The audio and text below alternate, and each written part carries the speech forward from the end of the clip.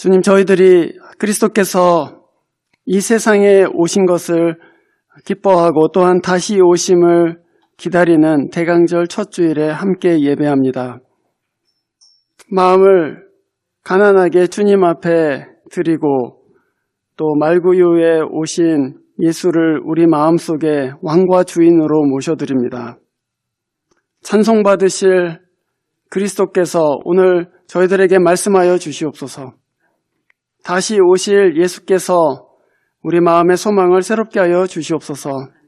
그래서 주님, 주께 큰 영광과 찬송을 돌려드리는 이 시간 되도록 은혜 베풀어 주시옵소서. 주 예수 그리스도의 이름으로 기도합니다. 아멘.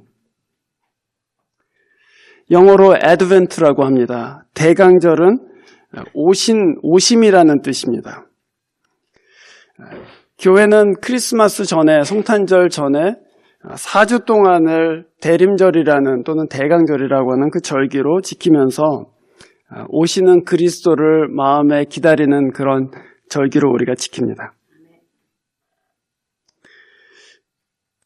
그리스도인의 삶에서 또 사실은 모든 삶에서 우리를 움직이는 가장 중요한 팩터 중에 하나는 소망입니다. 그렇죠? 제가 보스턴에 있을 때 보스턴에 그 땡스기빙 바로 다음날 블랙 프라이데이 하잖아요. 근데 그 가난한 신학생들이 노트북을 가장 싸게 살 수 있는 날이 이제 블랙 프라이데이입니다. 그래서 베스트바이, 그때는 베스트바이가 아니고 서큐시티라는 그런 굉장히 오래됐네. 우리 식으로 말하자면 베스트바이인 서큐시티가 거기 있었는데 거기서 노트북을 50% 할인해서 이제 한 뭐 5대, 선착순 5대는 50% 할인한 가격으로 파는 거예요. 그래서 사람들이 줄을 서는데 그거를 빨리 사려고 여러분 새벽 3시에 보스턴에서 11월 말의 날씨는요 엄청나게 춥습니다. 새벽 3시에 줄을 쫙 서서 기다리는 거예요. 저는 안 그랬어요. 근데 여러분 거기에 줄 서는 이유가 뭐겠어요? 내가 빨리 가서 기다리면 이 노트북 절반 가격에 살 수 있다, 그 소망이 있잖아요. 그 소망 때문에 이 사람들이 새벽에 일어나고 거기서 줄 서 있는 것이죠. 소망이 우리를 움직여요. 신자의 삶도 마찬가지입니다. 우리가 어떤 소망을 갖고 있는가, 그 소망이 우리를 움직입니다. 오늘 본문 1절에 이새의 줄기에서 한 싹이 난다 그랬는데 한글 번역은 그냥 줄기 그랬는데 사실은 정확하게 말하자면은 그루터기입니다. 그냥 줄기가 아니에요. 다 밑둥이 잘려져 나간 나무의 그 그루터기에서, 죽은 것 같은 그 그루터기에서 한 싹이 난다 이렇게 되어 있습니다. 다윗의 왕조가 완전히 무너지고 그리고 이제는 다 죽어버린 것 같은 그 다윗의 왕조, 그 이새의 그 그루터기라고 해서 이새는 다윗의 아버지입니다. 그러니까 다윗의 왕조가 다 무너지고 난 다음에 그 다윗의 아버지 되는 그 이새의 그 뿌리에서 한 싹이 나서 그 싹이 열매를 맺는다. 그것이 오늘 우리가 본 이 예언의 첫 구절입니다. 우리가 신약 성경에 보면은 예수 그리스도를 흔히 다윗의 자손이여 이렇게 부르는 것을 보게 되죠. 그게 바로 이 예언에서 나온 것입니다. 다윗의 자손, 다 없어진 것 같은 다윗 왕조에서 한 싹이 나서 열매를 맺게 되는 그 메시아를 다윗의 자손이라고 유대인들은 불렀습니다. 그러니까 이사야 11장의 말씀은 그냥 어떤 사람이 이새의 가문에서 태어난다 그런 얘기가 아니고 메시아께서 다윗의 자손으로 임하신다. 메시아에 대한 예언이죠. 이스라엘은 바로 이 메시아를 기다렸습니다. 여러분, 나라를 잃어버린 민족이 몇천 년 동안을 살다가 그 신앙을 유지하고 그 언어를 유지하고 그 문화를 유지한다는 게 쉬운 일이 아니죠. 근데 유대인들은 나라를 잃어버린 후에 이 메시아를 기다리는 마음으로 이 시간들을 견뎠습니다. 하나님께서 우리를 다시 찾으실 것이다. 하나님이 한 사람을 우리에게 보내셔서 그 사람이 우리를 회복하고 그 사람이 이 나라를 회복할 것이다 하는 그 강한 소망 가운데 어려움을 견뎠어요. 자기 신앙을 지켰어요. 소망이 할 수 있는 일이죠. 그런데 이 본문의 말씀을 신자들은 이 메시아가 누구인지를 분명하게 알면서 읽는 거예요. 이 메시아는 나사렛 예수 그리스도다. 그분이 이미 오셨고 그분이 여기에 기록된 대로 성령 충만한 사람으로 또 의로 다스리는 사람으로 이 세상에 평화를 가져오시는 그분으로 이미 오셨다는 것을 알고 이 본문을 읽습니다. 그러나 동시에 우리는 이 본문을 읽으면서 그분은 다시 오셔서 완전케 하신다 그 소망으로 우리가 읽게 되는 것이죠. 이런 종말론적인 소망이 교회를 이 세상 가운데서 진짜 교회되게 합니다. 또 보스턴 얘기지만 제가 이번 그 땡스기빙에 제 친구가 와서 하룻밤 자고 갔는데 그 친구는 마라톤을 좋아하는 친구입니다. 그래서 그 친구한테 들은 얘기입니다. 이 친구의 꿈은 뭐냐면은 이 달라스에 사는데 열심히 해프 마라톤에서 열심히 뛰어서 나중에 보스턴 마라톤 나가는 게 꿈이에요. 근데 이 친구가 뭐라고 하냐면 보스턴 마라톤은 그 코스의 맨 마지막 우리가 한 26마일 정도 뛰는데 코스의 가장 마지막에 오르막길이라는 거예요. 힘들어 죽겠는데 이제 결승전이 앞에 있는데 그 결승점에 이르는 길이 이렇게 경사가 지는 오르막길이라는 것입니다. 그래서 그때가 가장 힘들대요. 체력적으로도 다 바닥나고 정신적으로도 힘들고 한데 오르막길을 올라가야 되는 거죠. 1마일을 오르막길을 올라간대요. 근데 그때 버틸 수 있게 해주는 힘이 뭐예요? 내가 저 결승점까지 가서 보스턴 마라톤 완주했다는 기록을 남기리라 하는 그 소망 때문에 그걸 참고 1마일을 계속해서 미치겠는데 올라가는 거예요. 그리고 결승점에 통과하는 것입니다. 그 결승점에 내가 취할 영광. 그걸 보고 1마일 오르막길을 버티는 거죠. 교회가 이 땅에 살면서 우리의 믿음을 지키고 우리의 소망을 지키고 하는 게 무엇 때문입니까? 다시 오실 예수 그리스도께서 그때 우리에게 영광을 주실 거야. 그걸 보고 우리가 이 오르막길 같은 믿음의 삶을 계속해서 숨이 턱까지 차는데 계속해서 올라가는 거예요. 그 소망이 여러분과 우리를 이 세대 가운데에서 지키실 줄로 믿습니다.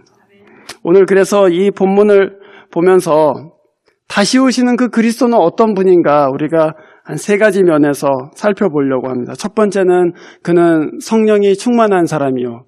두 번째는 그는 의로 다스리시는 왕이시고 세 번째로 그는 평화를 베푸시는 분이십니다. 그래서 성령에 대해서 의에 대해서 그리고 하나님께서 우리에게 베푸시는 그 평화에 대해서 함께 살펴보도록 하겠습니다. 본문 2절에 보면 주님의 영이 그에게 내려오신다. 그 영은 지혜와 총명의 영이고 모략과 권능의 영이고 지식과 주님을 경외하게 하는 영이다. 그렇게 얘기했습니다. 오시는 메시아, 그 메시아가 우리에게 희망인 이유는 그가 자기의 힘과 능력으로 이 세상을 다스리시지 않기 때문입니다. 여러분, 우리는 많은 정치 지도자들을 보면서 자기의 지혜와 자기의 능력으로 다스리려고 하는 그 위험들을 보고 있죠. 자기의 기준으로 다스리는 사람들, 자기의 영광을 위해서 다스리는 사람들, 그 사람들이 얼마나 이 세상에 많은 해악을 끼치는지 우리가 많이 보았습니다. 예수께서는 메시아로 오셔서 하나님의 영에 충만한 자로 우리 가운데 오십니다. 그는 성령에 사로잡히신 분이십니다. 성령이 그 안에 계셔서 그리스도로 하여금 하나님이 너와 함께 계신다는 것을 알게 하시고 그 성령이 그리스도께 지혜를 주시고 하나님을 경외하는 마음을 주시고 모략을 주시고 권능을 주십니다. 그래서 그리스도께서 성령의 충만한 자로 이 세상에 오셨다는 것은 자기의 지혜와 능력으로 이 세상을 다스리는 것이 아니라 하나님께서 주신 지혜와 능력으로 이 세상을 다스린다는 뜻이죠. 그 지혜가 스스로에게서 나온 것이 아니기 때문에 그는 겸손한 왕이십니다. 자기가 갖고 있는 것으로 다스리지 않기 때문에 하나님께 철저하게 의존하고 있기 때문에 이 예수 그리스도는 겸손한 왕이십니다. 마치 우리가 지난 주일에 10달란트 받은 종 비유를 같이 봤잖아요. 10달란트가 굉장히 큰 돈인데 자기 것이 아니라 받은 거였단 말이죠. 그래서 겸손한 거예요. 내 것이 아니고 맡겨진 것이기 때문에 그것을 가지고 하나님께 영광 돌리려고 하는데 그 10달란트 받은 종이 사실은 메시아라는 것입니다. 메시아가 바로 그런 분이에요. 자기 지혜로 다스리시는 분이 아니십니다. 그는 무엇보다도 하나님을 경외하고 그것으로 자기의 즐거움을 삼는다. 그렇게 본문 3절에서 고백합니다. 자기 자신을 만족해 하려는 마음이 없습니다. 자기 자신을 영화롭게 하려는 그런 마음으로 이 땅에서 일하시지 않습니다. 신자는 바로 그런 왕을 기다려요. 자기에게 자기 영광에 관심이 없는 왕. 하나님의 뜻에 따라서 이 땅을 다스리기를 원하는 그 왕을 신자가 기다립니다. 우리는 그 그리스도를 사실은 이 신약 성경 안에서 보았어요. 그분이 공생의 3년 동안에 사람들을 어떻게 대하셨는지를 봤단 말이에요. 그분이 어떻게 성령에 충만하신 분으로 이 3년 동안 이 갈릴리 지경을 다니시면서 하나님의 복음을 증거했는지, 그가 어떻게 사람들을 섬기셨는지 우리가 이 신약 성경을 보고서는 봤어요. 그래서 사실은 기다리는 거예요. 그분이 다시 오시기를 바라는 거예요. 그분을 만났으면 하는 그 마음으로 신자들이, 이 온 교회가 그분을 기다리는 것이죠. 저는 신약 성경을 읽으면서 어떤 때 예수님께서 과부의 죽은 아이를 살리는 그런 장면을 보면서 한 번은 박수를 친 적이 있습니다. 여러분 성경 보다가 박수 쳐 보신 적 있어요? 잘했다고 이렇게 박수 쳐 보신 적이 있냐고요. 저는 그 예수님께서 과부의 죽은 아들을 길가에서 만나서 청년아 일어나라 그래서 살리잖아요. 근데 그 장면을 어느 날 읽다가 박수를 쳤어요. 주님, 과부의 아픔을 아시고 주님이 정말 보잘것없는 이 과부의 슬픔을 위로하시고자 이 아들을 살리셨습니까? 제가 당신께 영광 돌립니다. 그러고 성경 읽다가 박수를 쳤어요. 근데 저는 그 분을 기다려요. 그분이 다시 오셔서 과부들의 죽은 아이들을 살려내시기를 원하고, 그분이 다시 오셔서 가난한 자의 눈물을 닦아주시기를 원하고, 그분이 다시 오셔서 불의한 세상 가운데 의를 베푸시기를 원해요. 그래서 우리가 그 신약 성경에 우리가 본 그 메시아, 그 메시아를 우리가 기다리는 거예요. 와주십시오. 이 땅에 곧 오십시오 하면서 기다립니다. 그 예수의 아름다우심을 여러분이 신약 성경 안에서 보실 수 있기를 바랍니다. 그분이 얼마나 권능 있는 분이신지, 그분이 얼마나 겸손하신 분이신지 여러분 신약 성경을 읽으시면서 함께 찬송하고 고백하실 수 있기를 바랍니다. 그리고 그분을, 그 겸손하신 왕 예수를 여러분 마음속에 왕으로 모셔드리기를 바랍니다. 그분이 여러분의 주인이십니다. 그분이 여러분을 겸손한 왕으로 다스리세요. 하나님의 영으로 여러분들을 인도하시는 목자로 우리 가운데 오십니다. 두 번째로, 그리스도는 의롭고 공평하게 가난한 자와 억눌린 자를 대하십니다. 본문 3절과 4절을 보시면은 이사야 선지자가 이렇게 예언합니다. 그는 가난한 사람들을 공의로 재판하고 세상에서 억눌린 사람들을 바르게 논죄한다.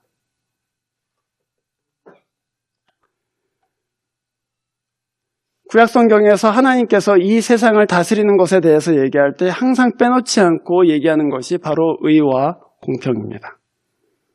이사야 선지자는 메시아가 오시면 그가 의로서 이 땅을 다스리실 것이다, 그렇게 얘기했습니다. 여러분, 만약에 이 세상에서 의가 다 완전히 깔끔하게 없어진다면 그 세상을 여러분 어떤 세상이라고 생각해 보실 수 있겠습니까? 만약에 이 세상에서 의라는 것 자체가 아예 없어진다, 의가 완전히 무너진다, 그러면 어떤 세상이 될 것 같으세요? 그 세상은 정글과 같은 세상이죠. 그 세상은 본능만 남은 세상이 되겠죠. 강자들이 약자들을 함부로 그냥 짓밟을 수 있고, 또 가지지 못한 사람들이 아무런 권세가 없이, 아무런 힘도 없이 그냥 묻혀 있을 수밖에 없는 그런 세상이 되지 않겠어요? 높은 지위에 있는 사람들이 낮은 지위에 있는 사람들의 목소리를 그냥 무시할 수 있는 그런 세상, 그것이 의가 무너진 세상이 보여주는 것이죠. 약자의 목소리가 더 이상 들리지 않는 세상, 그냥 동물적인 본능만이 존재하는 곳이 의가 무너진 세상이 보여주는 것입니다. 그런데 우리 주님께서는, 메시아께서는 오셔서 의로서 이 세상을 다스린다고 하셨습니다. 의라는 것은 공평한 것이죠. 모든 사람이 하나님의 형상으로 지어졌다는 것을 인정하고, 그것을 근거해서 너는 하나님의 형상으로 지어진 아름다운 사람이다라고 인쳐주시는 것입니다. 그래서 가난한 사람에게 귀를 기울이는 거예요. 돈이 없는 사람에게 예수님께서 귀를 기울이시는 이유가 거기에 있어요. 너도 하나님의 자녀다, 너도 하나님의 형상이다. 그래서 귀하게 생각하고 돌봐주시는 거예요. 그것을 바로 구약성경이 의라고 부릅니다. 의라는 것은 힘없고 연약한 사람들, 자기의 셀프 디펜스가 불가능한 사람들을 위해서 내가 대신 서 있는 것, 그것을 의라고 불러요. 예수께서는 이 땅에 오셔서 3년 동안 공생애 하시면서 특별히 가난하고 병든 사람들, 귀신 들린 사람들, 과부와 고아들을 불쌍히 여기시고 그들과 함께 계셨습니다. 만약에 하나님께서 그 의의 하나님이 아니셨다면 우리는 지금쯤 그냥 죄인의 죽음을 다 죽고 말았을 것입니다. 그러나 예수께서는 죄인들을 불쌍히 여기셔서 이 땅에 오셔서 자기의 목숨을 드리셨습니다. 그래서 우리가 그 왕을 기다리는 거예요. 그가 오셔서 우리 가난한 사람들을 돌보아 주시기를, 그가 오셔서 힘이 없어서 자기의 목소리를 제대로 내지 못하는 사람들의 목소리를 들어주시기를, 그가 의로서 이 땅을 다스리셔서 모든 사람이 하나님 앞에 존귀한 사람으로 대우받기를 우리가 원하는 것이죠.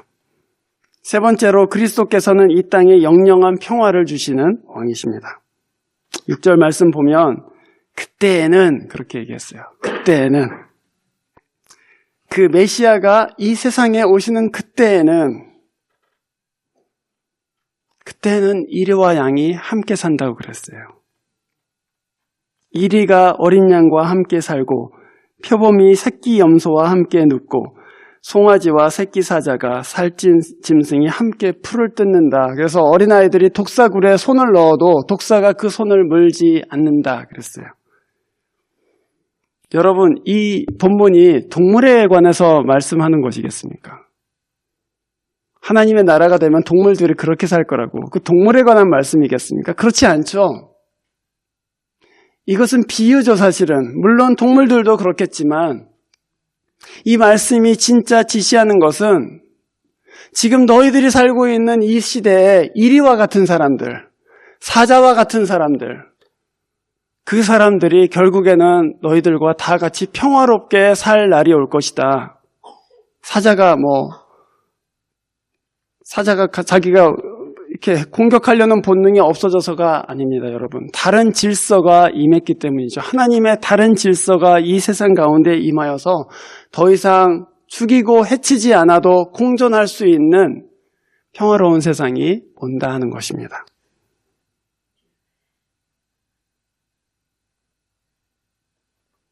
예수님께서는 제자들을 여러 지방으로 복음 전파하라고 보내시면서 내가 너희들을 보내는 것이 마치 이리 가운데 양을 보내는 것과 같다 그렇게 말씀하셨습니다.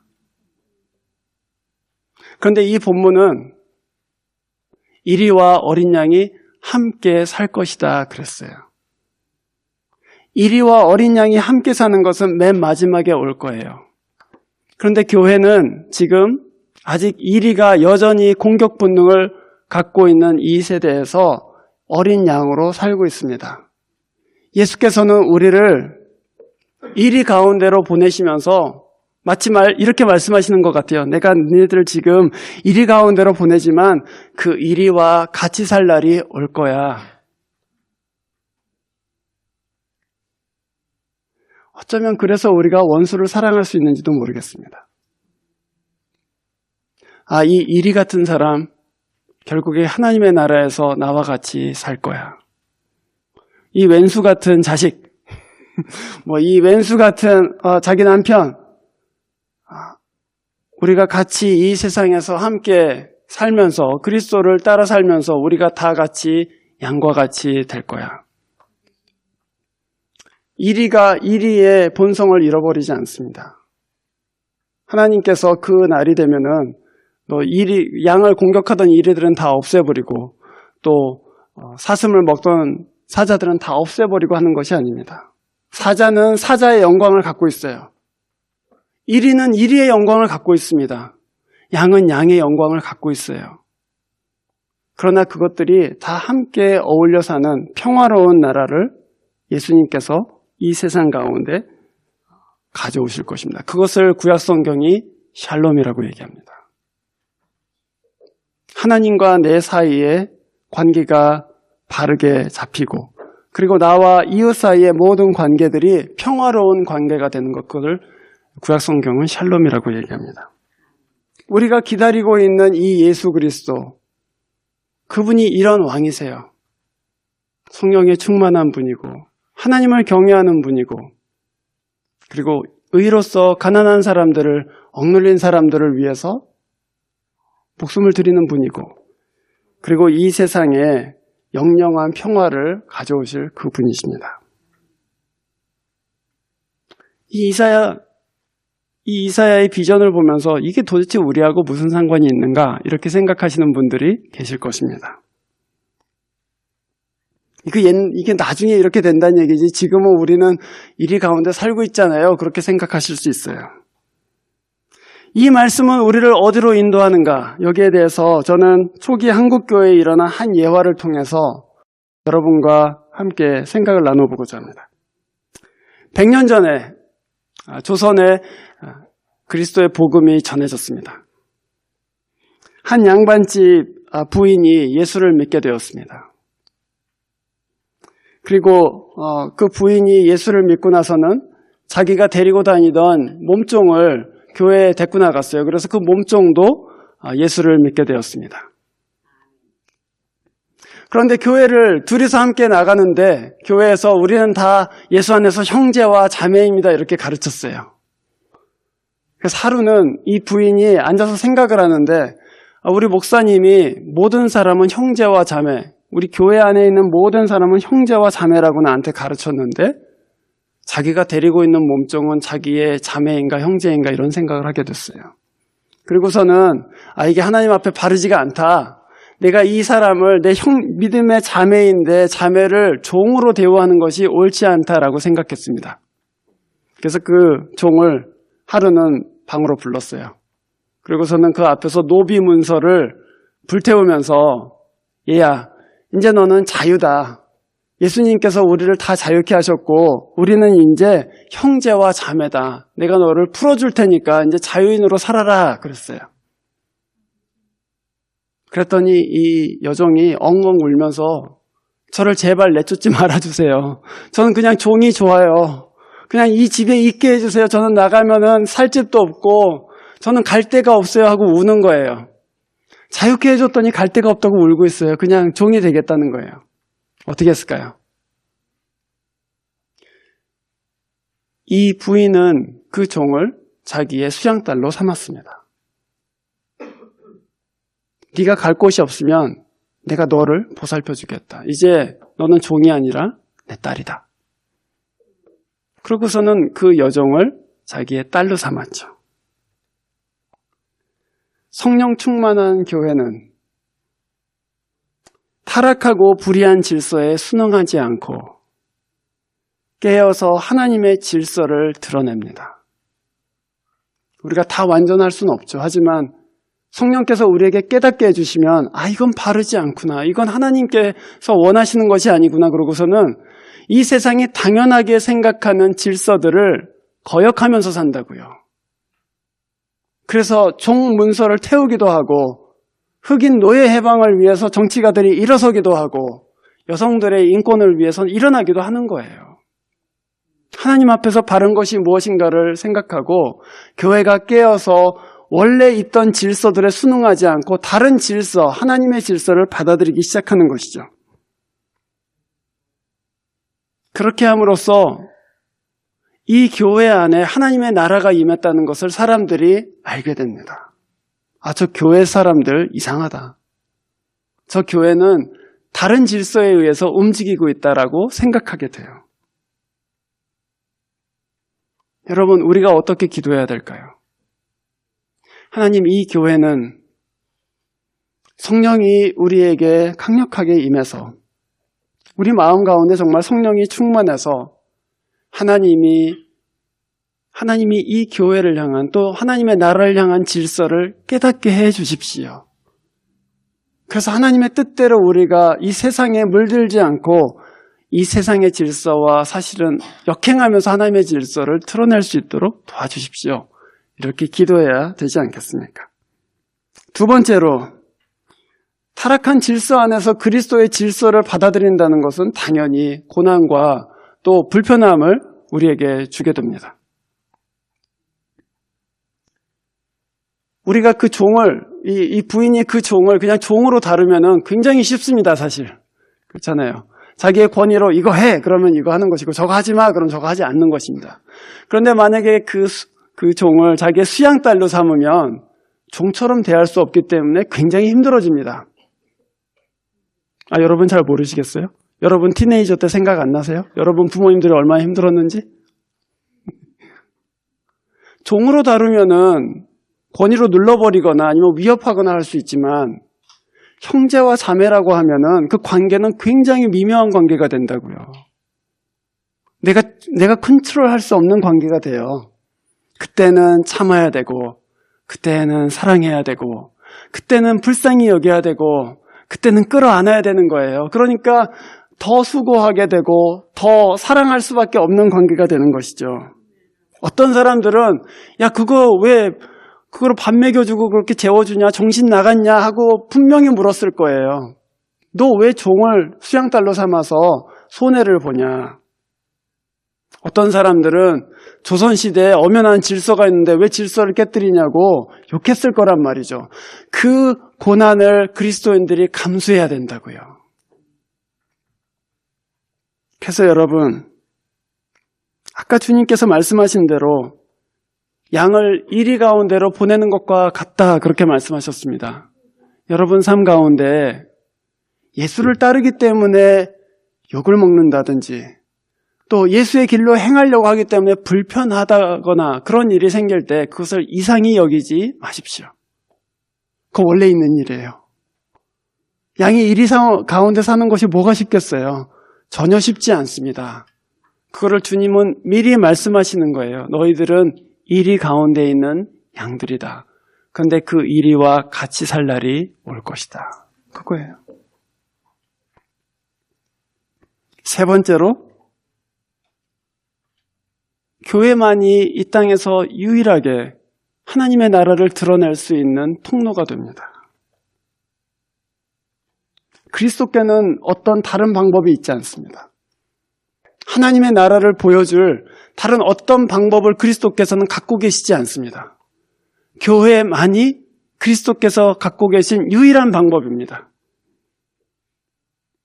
이 세상의 소망은 그래서 성령 충만한 사람들한테 있어요. 성령이 이 마음 가운데 살아서 인도하고 있는 사람들, 그 사람들한테만 이 세상의 소망이 있어요. 바울은 로마서 8장에서 온 세상의 피조물들이 신음하면서 하나님의 아들들이 나타나기를 고대하고 있다 이렇게 얘기했어요. 거기서 하나님의 아들 그렇게 단수로 얘기하지 않고 하나님의 아들들 그랬어요.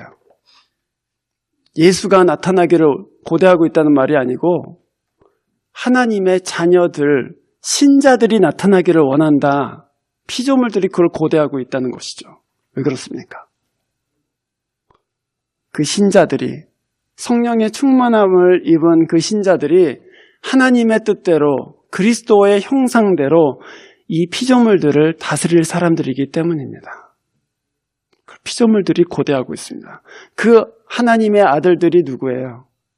바로 여러분들입니다. 바로 여러분들이에요. 그리스도와 같이 이 세상을 돌보고 다스릴 분들이 바로 여러분들이에요. 그래서 여러분들이 이 땅에 나타나기를 피조물들이 고대하고 있다고요.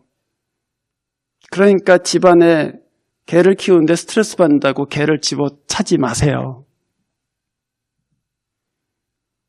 제가 장난으로 드리는 말씀이 아니에요. 여러분들은 하나님이 지으신 이 세상을 예수와 같이 다스릴 분들이라고요. 예수와 같이 이 세상을 대하세요. 하나님이 하시는 것처럼 여러분의 이웃들을, 친구들을, 가족들을 대하세요. 그것이 이 세상이 갖고 있는 유일한 소망입니다. 이 소망을 품고 있으면 아까 말씀드린 대로 여러 가지 어려움과 또 불편함들을 우리가 감수하게 됩니다. 그런데 여러분, 이 소망을 품고 오랫동안 우리가 이 소망 때문에 견디고 있으면요, 그것은 결국에는 하나님 앞에 굉장히 고귀한 아름다움으로 바뀌게 됩니다. 만약에 이 소망이 없이 그냥 정말 참고 있으면, 그냥 썩힐업 하고 있으면, 그러면 이 세상의 고난은 여러분 마음속에 그 한을 남기게 될 거예요. 내가 못나서 이걸 당했다. 내가 힘이 없어서 그때 당했다. 그러고서는 그게 다 비를니스로 우리 안에 다 이렇게 새겨진다고요. 그러나 우리가 소망을 갖고 있는 가운데 선을 행하면서 참으면 그것들은 하나님 앞에서 너무나도 귀한 믿음의 완전함을 드러나게 돼요. 마치 연필심이 흑연 아닙니까? 그 흑연이 엄청난 압력을 받으면 뭘로 변하는지 여러분 다 아시죠? 다이아몬드로 변한단 말이에요. 여러분이 이 그리스도에 대한 소망과 믿음을 마음에 품고 있기 때문에 고난을 견디고 불편을 감수하고 오랫동안 하나님 앞에 신실하게 살면 여러분 안에 있는 석탄 덩어리에 불과했던 그 믿음이 다이아몬드가 된다고요. 하나님께서 기쁘시게 보는 아름다운 보석이 된다는 말이죠. 그래서 이 교회는 이사야의 말씀을 부여잡고 주 예수여 오시옵소서 그러면서 이 세상을 살아갑니다. 그리고 그 안에서 하나님이 기뻐하실 믿음의 귀한 것들을 보여드리게 되는 것이죠. 여러분, 이 대강절 4주 동안에 여러분의 소망이 무엇인지를, 우리의 소망이 무엇인지를 깊이 생각하고 나를 이끌고 있는 기대감이 무엇인가, 그게 다시 오실 예수 그리스도인가 아니면 다른 것인가 생각해 보셨으면 좋겠습니다. 그리고 그 예수 그리스도, 그분에 대한 소망을 이 대강절 기간 동안에 새롭게 하세요. 그분을 여러분 마음에 구주로 모셔드리세요. 그분과 같이 성령 충만하기를 원하세요. 그리고 그분과 같이 의로 다스리고 평화의 사람이 되게 해달라고 기도하세요. 주님께서 여러분 기도에 응답하실 줄로 믿습니다. 기도하겠습니다.